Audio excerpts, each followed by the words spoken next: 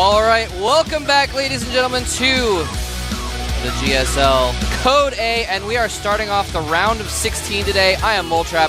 With me here is Wolf. How are you doing today, Wolf? I'm doing great. We've got some awesome matches coming up. First up, we're going to have FruitDealer versus GanZI.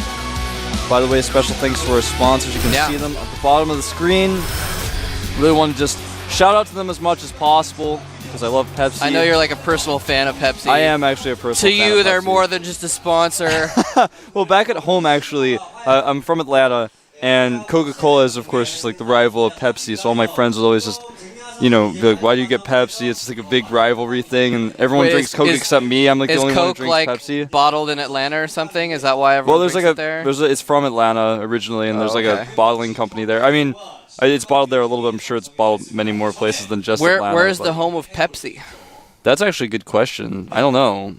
I actually used to drink a ton of Mountain Dew, which is a Pepsi product. I drank like so much of that in college. Like I remember my last year of college, I actually kept all my bottles, empty Mountain Dew bottles. So I traded them. I had like $17 worth of, you know, Mountain Dew bottles at the end, and that's actually a lot when you're thinking like a lot of that is like plastic 2 liters. Isn't that like 5 cents per bottle or something like that? Some of it was cans too, which are a little heavier. It was a lot though. That is a lot, man. Yeah. I used to drink. I'd just get 24 packs of Pepsi. It would take me like a month to drink it, but I would get like a 2 liter of Mountain Dew, and it would take me like an afternoon to drink it.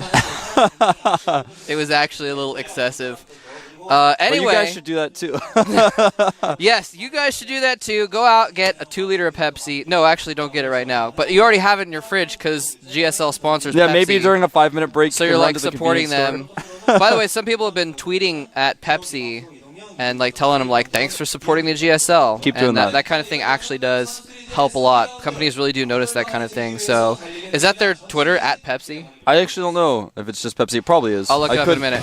Anyway, let's go ahead and take a look at the brackets. Today we have FruitDealer versus GanZI and SC versus Tasia.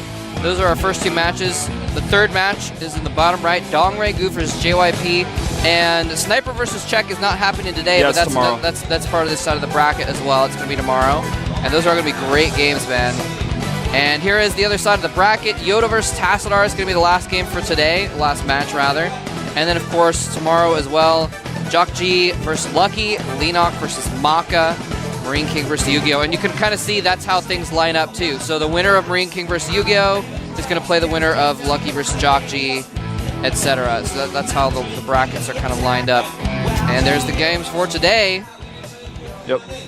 You just said them, but I'll repeat them for you guys. FruitDealer versus GanZI, SC versus Tasia, Dongray-gu versus JYP, and Tassadar versus Yoda. So and those are all going to be really good games, I think. I think the closest one is going to be JYP versus Dongray-gu. That's my opinion. It might be. I mean, I think SC versus Tasia might be close. Yeah, Tasia might be closer than people expect because Tasia actually he has a lot of potential. But I don't think we've seen all of it yet. And here's FruitDealer. He's going to be in the first match. Yeah, he took out Maru Prime 2-0, which actually kind of surprised me, given that FruitDealer has not done well ZVT recently. And Maru has actually just really impressed me at the qualifiers. But, you know, FruitDealer, he's joined a new team. Maybe he's got new possibilities. He's been training a lot. He's coming up against GanZI here. I think it's going to be difficult for him. I think GanZi's definitely the favorite, but FruitDealer could do it, definitely. Yeah, FruitDealer has been having such a hard time with Terrans lately. And hold that thought, I'll tell you more about that later. There is the man himself, Slayer's GanZI, who actually has pretty good English. I was talking to him a lot at MLG Anaheim. Well, not a lot, but I talked to him some there, and he was talking about how he's pretty confident in his English. He has pretty good English. He's able to communicate with him a little bit. Both these guys are yawning, man. It's the morning session here of Code A. I saw FruitDealer yawn, GanZi's yawning. Yeah. Yawns are kind of contagious. Have you noticed that one person yawns, the other people around them start yawning too? But they didn't even see each other yawning, so how does that work? I don't know. It's magic. It is magic. It's a supernatural I don't know. Phenomena? Yeah, I don't know. Contagiousness. Because I just started to yawn too when you're like, oh man, they're both yawning. I felt the urge to yawn. I'm like, oh crap. Anyway, actually GanZI has not done excessively well against Zergs lately either. He's done okay, but you know, basically his last 2 games against Zergs, have been against Dongriku, and he's lost both of them. And before that, he beat Guinea Pig, though, in the GSTL and Leenox. So he does have some skills. And, of course, he beat a few foreign Zergs over at MLG as well.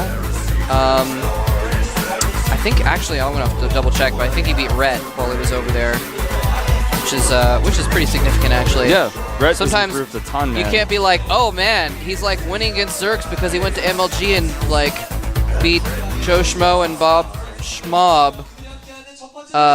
But, you know, Red is actually a significant win, even for a Korean. Let's go ahead and get started with game 1.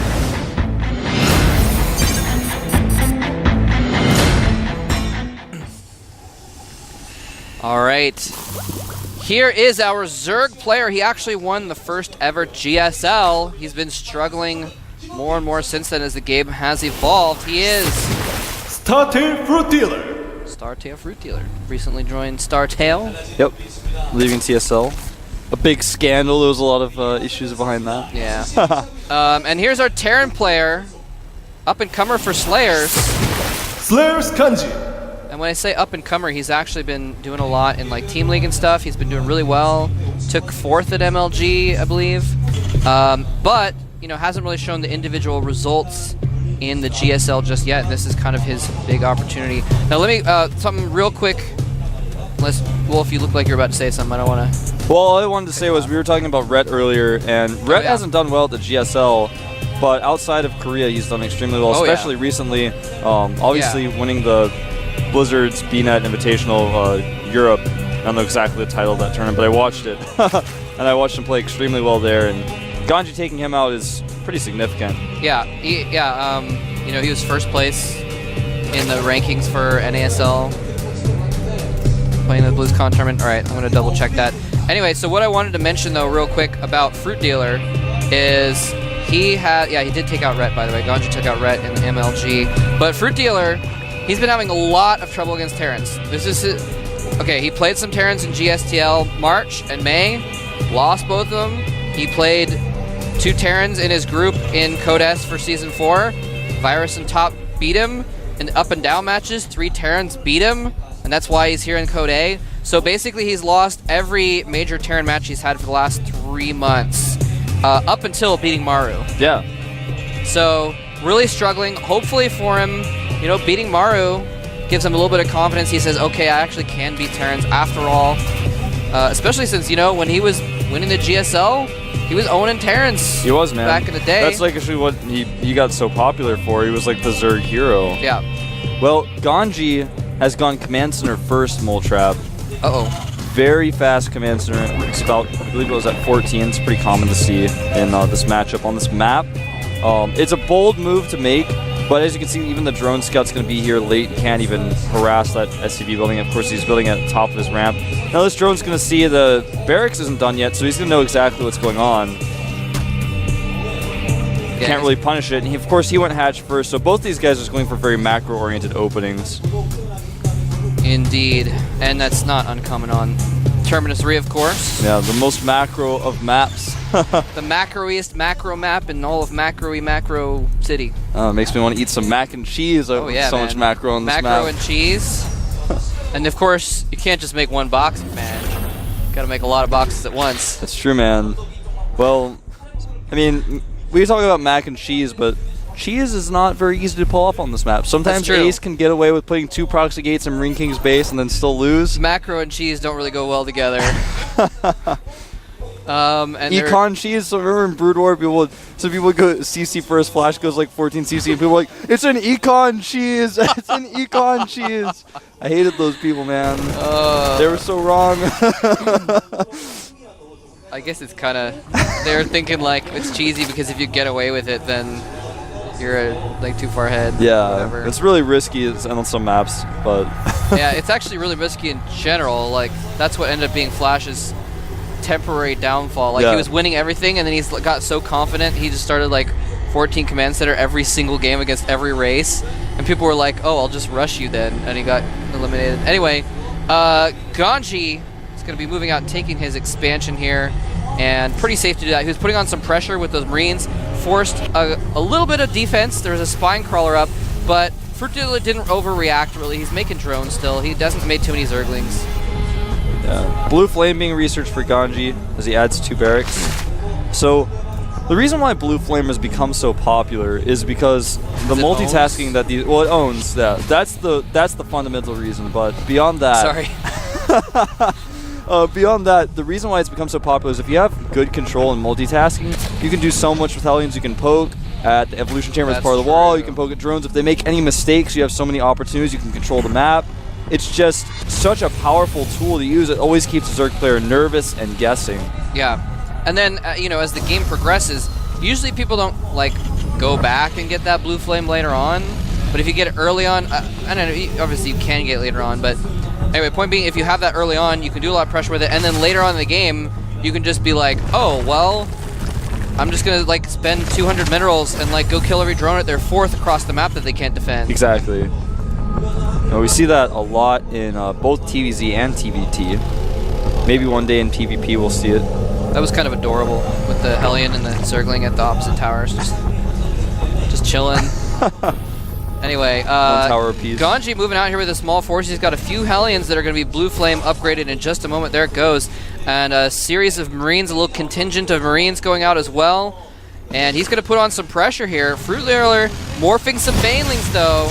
Those Banelings are going to be more than enough to hold this off if played correctly. He doesn't have speed, but he's on creep. Speaking of creep, that creep's starting to erode away here as the scan goes down. Here come the Banelings with good Hellion micro, though. He should be okay. And the Banelings fall back. They don't want to die unnecessarily. Really good spine crawler placement by FruitDealer. He's got it so far out the front there, you can kind of control that choke with the Banelings. That's true. I like that a lot. You can always run back to it. And he's expecting a drop. Look at this. FruitDealer sending some Banelings back there. And wisely so. I mean, often the Blue Flame Hellion poke is followed by a Blue Flame Hellion drop. Yeah, so it's very, very common to see that. Very smart move by FruitDealer. And he's always been a smart player, you know? I feel like he's someone that maybe his mechanics haven't kept up with the evolution of the game, but he's always been really smart, I think. Yeah. He makes a lot of smart decisions. He can be very defensive at times, and that was what he was really popular for. You know, even back in the finals versus Hope Torture back in GSL Open Season 1.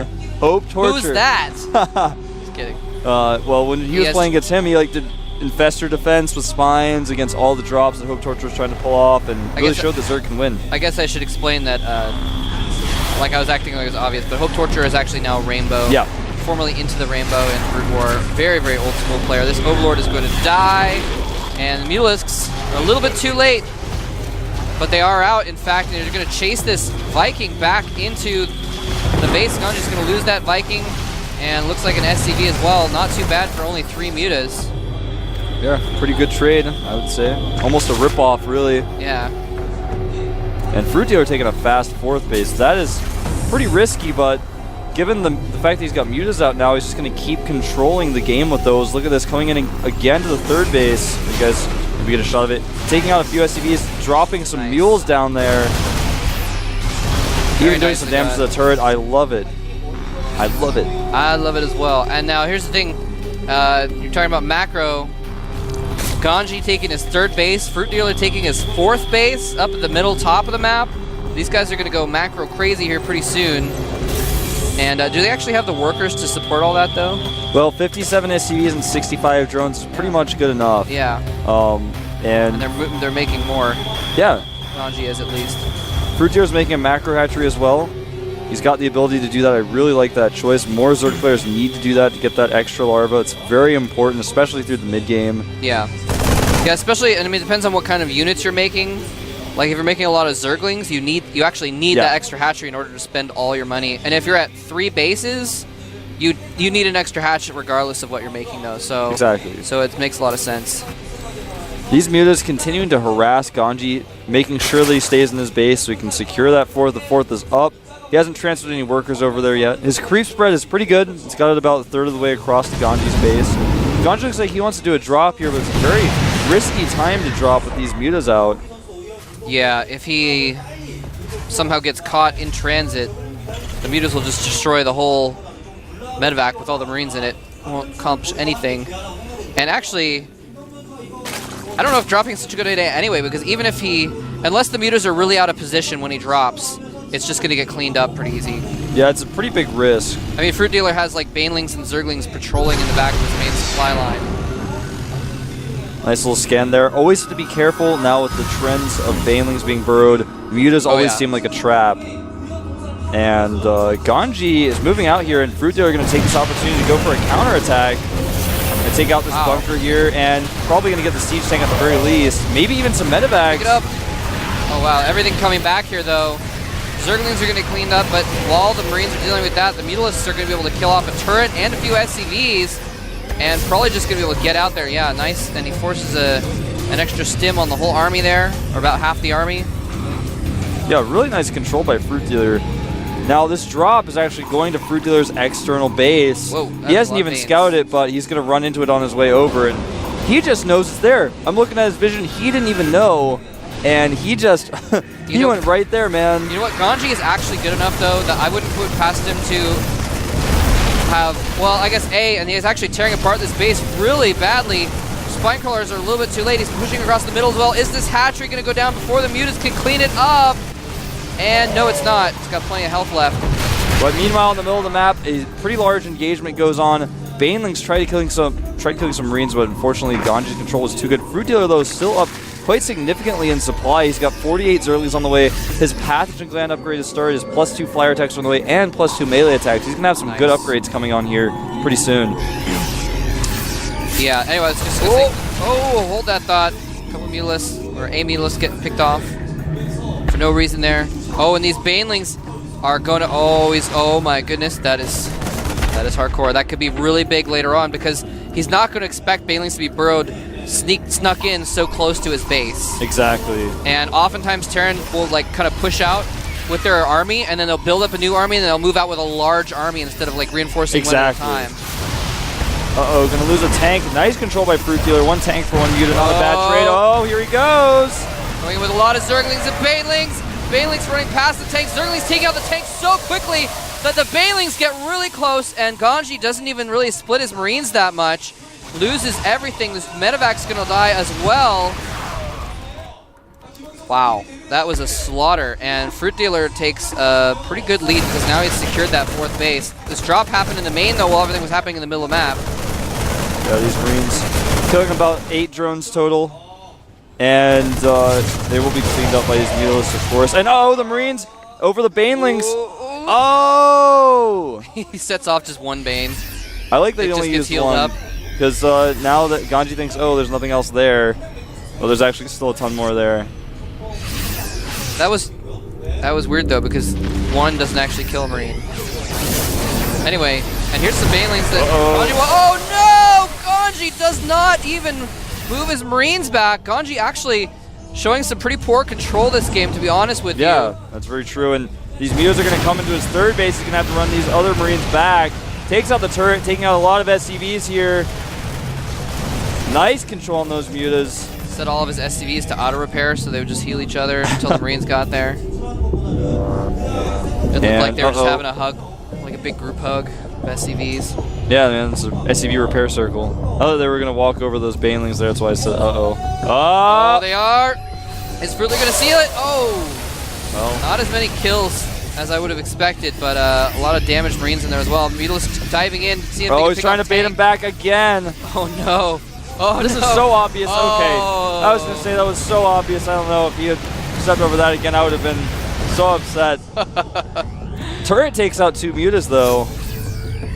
Going up here to this base again, going to probably try to target that down. But there are a lot of Zerglings and Banelings here. He may have to just pick up and go home.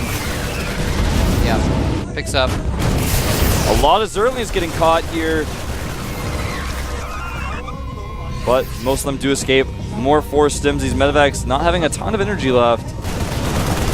Yeah, GanZI is, oh nice, a fungal on that drop. Completely takes it out. GanZI is really not doing a good job of stimming isolated groups of Marines when he needs to. He's just stimming his whole army most of the time. Well, as we say that, he stims 3 and runs forward. Right, that was pretty funny. There you go. +1 just finished for his vehicle weapons. He's got 2-1 upgrades on his Marines with +3 weapons on the way. So pretty good upgrades coming out here. A huge counterattack by FruitDealer. About to run into his natural. I think GanZI has a lot there, though. I think he's probably going to be okay, be able to defend it. And meantime, taking out this top base again. Now, FruitDealer's almost mined out in his 3 main bases. Yeah, see, there's a lot of Marines back here to cover. GanZI attacking a lot of different places at once. Needs to be careful. Oh, no! Whoa, that was so close. He almost got his whole army fungled.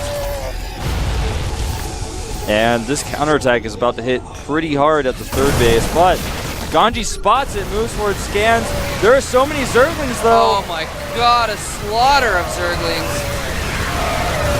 And he just barely holds off with superior upgrades. That was a close call there. Yeah. Now, FruitDealer's upgrades are just +2 weapons on his Zerglings. Doesn't have any armor upgrades, or I should say carapace, to be more correct. This better be good. Yeah, also he had like a nice little clump so the Zerglings couldn't get too close. Very true. Otherwise he would have been a lot worse off. GanZI is pushing up the map here with a really nice little tiered siege tank line. They're, what? 6 Broodlords, man. Oh dear. And there are only 2 Vikings out, but he's already prepared. He's got 2 more on the way. He knows the timing for this.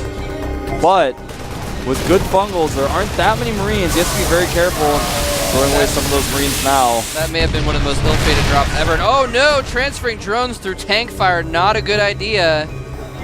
Actually, I think they were just like on gather command. Yeah, has to they cancel were this base as well.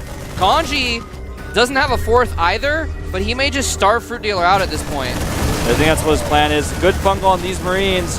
Broodlord's cleaning up. They've now been revealed. Of course, GanZI has been preparing for them regardless. He's got 4 Vikings out, 2 more on the way, and these tanks starting to take some serious damage. But he has to be careful of the Muse. His Vikings get fungled. Nice. Fungles a ton of Marines. No! Huge fungal's gonna take out. Oh, the second fungal does finish off almost all the Marines, but the Broodlord's pouring Broodlings down on them as well. GanZI is forced back. A couple of Vikings in there may save the day. I don't see any more Infestors around. Yeah, there are a few Infestors, but they don't have enough energy for fungal. Okay, they're right behind there. Yeah. They only have about 25 energy apiece. Corruptors over here are going to try to help clean up these Vikings, but good Marine control targeting those down. Nice. And these Broodlords being transfused. Nice by FruitDealer. Yeah. GanZI, I think, just needs to back off for now. Can't hold his position anymore. In fact, he's got like 3 Marines left and 8 medevacs and a siege tank. 2 siege tanks hiding under there. Yeah, he needs to get out of there. And well, he does take a 4th. Exactly. And just use the fact that he's the only one mining right now. I think FruitDealer might have gotten that top base up again, but he didn't have many drones up there. Yeah, we're looking at it on the other screen. There's like 6 drones mining right now. Yeah, that's very true. 57 SCVs to 50 drones. GanZI in the lead there. A lot of FruitDealer's drones kind of oversaturated on other bases. And FruitDealer's still mining his NAT a little bit too. Okay. Yeah, he's transferring some of his drones now, but look at this. GanZI just all over the map with these drops. He just picks up and leaves. There's a fungal here. And he made this target down the hatchery though. Yep, gets the hatch, lifts up. Oh. Dropship may go down. Is he gonna? Nope, he doesn't have enough for another fungal. Gonna try to drop an Infestator, and GanZI's not babysitting it. Yep. He's gonna get taken out. Just barely. That's too bad. That was a little bit sad. A little sad for those Marines. Yeah. So GanZI's multitasking, failing him a little bit there as well. As it kind of has been the whole game, actually. But this drop is not going to do anything. He's going to get taken out by... It's like totally overkill. He's like, oh, 8 Marines and a medevac. I'm going to send like 8 Infestors and 4 Broodlords and 9 Corruptors. And 3 Queens. Oh, a lot of Marines actually going up to the north base of FruitDealer. He's probably going to target that down. And the Infestor's like trailing behind. Doesn't have enough for a fungal. But it's going to burrow and run in there. Oh, this one might, though. Fungal goes down. And the Banelings are going to run right into the Marines as they're kept in place. Very important. If FruitDealer lost the drones at that base, he would have been really bad off. He's behind like 30 supply already. Something that's interesting to note is that GanZI lifted his main command center away from his main and his 3rd command center away from his 3rd to take his 4th and 5th bases. I kind of like that. It's just, he's in this really scrappy situation where he needs to make every unit that he can. He doesn't want to cut any units to make a command center. So he's actually just lifting those command centers and flying them over. It's good given the situation. Now he's... Exactly. This FruitDealer base is, I don't know if he can hold this one. Yeah, he's been able to hold off the little drops at that base, but now it's the full force of GanZI. And this is FruitDealer's last mining base up there. And looks like some Infestors are coming in for some shenanigans, though, at the GanZI's 4th. Here's the attack. That hatchery is going to go down so fast. The drones are burrowed. He doesn't scan to take them out, but the hatchery's gone. Here comes the counterattack, though. There's not a planetary. Fungal's doing a lot of damage, and here come the Broodlords to try and clean up. Has to be very careful of those corruptors. He wants to take the corruptors out first, but even so, there are so many infestors. Even bringing the queens here was a smart idea. Yeah, and he fungals all the Vikings as well, so they get taken out pretty quick, transfusing everything. Here's the force, though, of GanZI coming back from that northern base to try and clean up. He's close enough, he can attack the Broodlords. They're being transfused, but I think he's almost out of energy for transfusions. Yeah, he's running low. And there we go. Marines from the south. I think it's going to finish that off. Yeah, by the looks of it, he will just barely clean this up. There's too many Thors. There are a lot of Vikings joining in here as well. More Vikings being rallied. And even though the ground forces have mostly been decimated, this is pretty much all that FruitDealer has left. He has no mining base. He's mining from his natural. There's like less than 200 minerals left. In fact, there's a total of 110 minerals left with that. That's it. And yeah, SCV's coming out. Look at that. Oh, help from those Thors.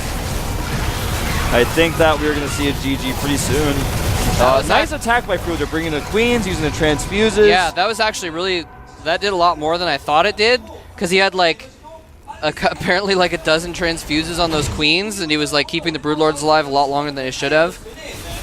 Uh-oh, a little bit of a shark attack over here. Yeah, man, those infestors are like sharks. Stay out of the water. They're sharks that can cast zombies with guns. Those are the worst kind of sharks. Yeah, man. Like, you think tiger sharks are bad? You think great whites are bad? It's the infestor shark. And FruitDealer has gotten another hatchery up over there. It's going to get taken out really quick. FruitDealer has no money and no mining right now. And GanZI has a base. He has two bases, actually. Yeah, FruitDealer finally got this hatchery to finish, but it's taken out like right afterwards. And some nice fungals there by FruitDealer, really holding on a little bit. But actually it's going to kill all the Marines. But it doesn't even matter at this point. FruitDealer's at 40 supply to GanZI's 115 and rising. And the production tab is empty for FruitDealer right now. He's going to go ahead and put some Terrans down over here at this base, but yeah, it's not going to be enough. SCVs, but not too big of a deal. In fact, the SCVs over there targeting down the infestors, scanning them and killing them with SCVs. You guys didn't get a shot of it, but GanZI surrounded those infestors that are burrowed right down there with SCVs, and then the infestors burrowed, so we scanned to like kill them with SCVs. And yeah, GanZI's just taking all kinds of stuff for free. Yeah, there's the WW from FruitDealer. GanZI takes game one of this best of 3 series. There he is. Got to be feeling good about that. Yeah, there were some times in that game where FruitDealer seemed to be ahead, but GanZI just was able to control towards the end and did drops in so many different locations. And really, you know, I mentioned at one point that his multitasking was failing him. In that, what I meant was that he wasn't really controlling all locations, but his multitasking was succeeding in the fact that he was doing a lot of different things at once. So he wasn't really concentrating on each one, but he was doing so many different things, drops and attacks and more drops, that FruitDealer just couldn't keep up. Yeah, I mean, the north base that FruitDealer kept trying to take, he was really never able to mine from. In fact, he just had to cancel about 6 times. GanZI would take a dropship full of 8 Marines, see it, attack it, make it cancel, lift up, fly away, see it again, drop those same Marines, kill it, and FruitDealer never sent any mules to take care of it or anything like that. It was just always there. Yeah, he kept like just kind of trying to barely deal with it and just, you know, sending one infestor to clean up drops and stuff like that. Yeah. And his mutas were always occupied kind of in the middle of the map, so they weren't really able to go around and take care of drops and things. Yeah, that's very true. And the top right base was the base that FruitDealer was always dependent upon, and GanZI kept attacking it, and FruitDealer never committed enough units to hold it. It went down several times. I think he should have been able to hold that a little bit better. If he had controlled the middle of the map better, it would have been good for him. Yeah. He did a lot of counterattacks with Zerglings that weren't always very effective, and I think that really kind of turned the game into GanZI's favor. Yeah, like that one big counterattack where GanZI actually had like 30 Marines at his main, and FruitDealer's like, haha, your army is out of position, I'm going to attack, and then like lost like 60 Zerglings and half his mutas. Yeah, that was the one attack where I was looking at that and I was like, oh, FruitDealer's gonna win this battle and he's gonna kill a few SCVs, but as it turned out, he like just barely lost, and the Marines started killing his mutas, and he was like, I got to get out of here. Yeah. It's very difficult to read. This is actually one of the most difficult things to tell. And you guys see it a lot where the Zerg player will try to commit to killing the Marines. He's like, I think I have enough. And making that judgment call is so difficult. And the losses for the Zerg when you make the wrong call are massive. You lose so many expensive units just trying to kill those cheap little Marines, and then you're like, oh, I made a mistake, and I might just lose the game because of this. Yeah, and it, like you said before, it often does come down to the upgrades. You know, if you've got an upgrade advantage 1 or 2 levels over the Zerglings, the Marines are going to win usually, or vice versa. Anyway, so that was game 1. We're going to get into game 2 here in just a minute. It's going to be on Xel'Naga Fortress, I believe. Yes, it is. And we're going to start that game in just a moment here. We're going to see if FruitDealer can bring it back and tie it up, or if GanZI can take the series 2-0.